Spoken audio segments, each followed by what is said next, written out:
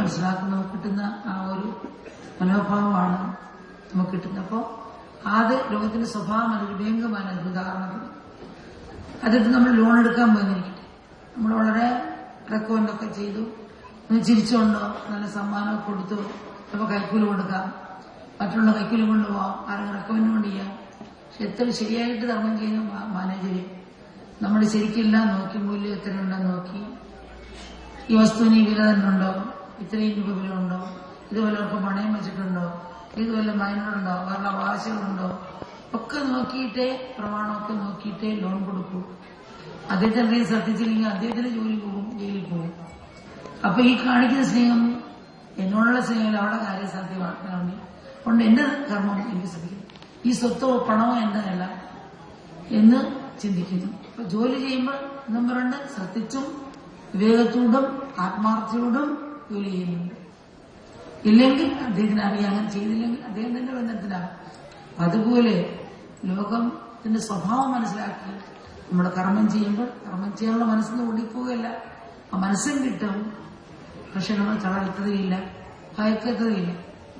അപ്പൊ അങ്ങനെ ലോകത്തിന്റെ സ്വഭാവം മനസ്സിലാക്കി പരമാത്മാവാൻ ലക്ഷ്യം നിർത്തി നമ്മൾ പോകും. ലോകത്ത് ജീവിക്കുമ്പോൾ നമ്മൾ വെള്ളം കോരാൻ കിണറ്റിലേക്ക് തൊട്ടിയിടും, വെള്ളത്തിൽ മുങ്ങി തൊട്ടിടും. പക്ഷെ കയർ കയ്യിലിരിക്കുന്നിടത്തോളം കാലം നല്ല ആത്മവിശ്വാസം തിരിച്ചു തെളിക്കാൻ സാധിക്കും.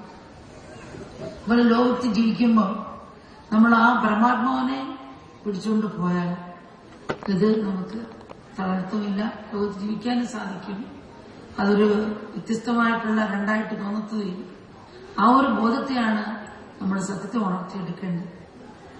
ഒരു വേട്ടക്കാരന് കാട്ടിൽ പോയപ്പോൾ ഒരു സിംഹത്തെ പിടിച്ചുകൊണ്ട് വന്നു, കാഴ്ചബംഗ്ലാവ് കൊണ്ടു കൊടുത്തു.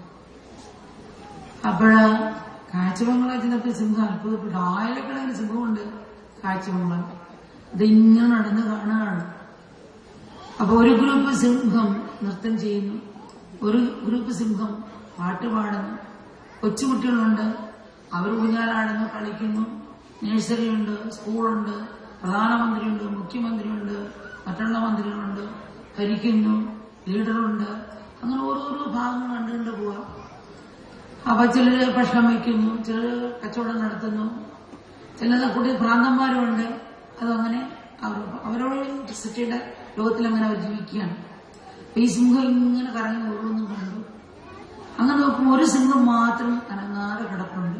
പിന്നെ ഇതിന്റെ നിരീക്ഷിക്കേണ്ടതുണ്ട്. മറ്റുള്ളവർക്ക് ഇങ്ങനെ ഓരോന്നിലും മുഴുകി ഓരോരോ കാര്യത്തിലിരിക്കുന്നു, ഇത് മാത്രം എന്താണ്.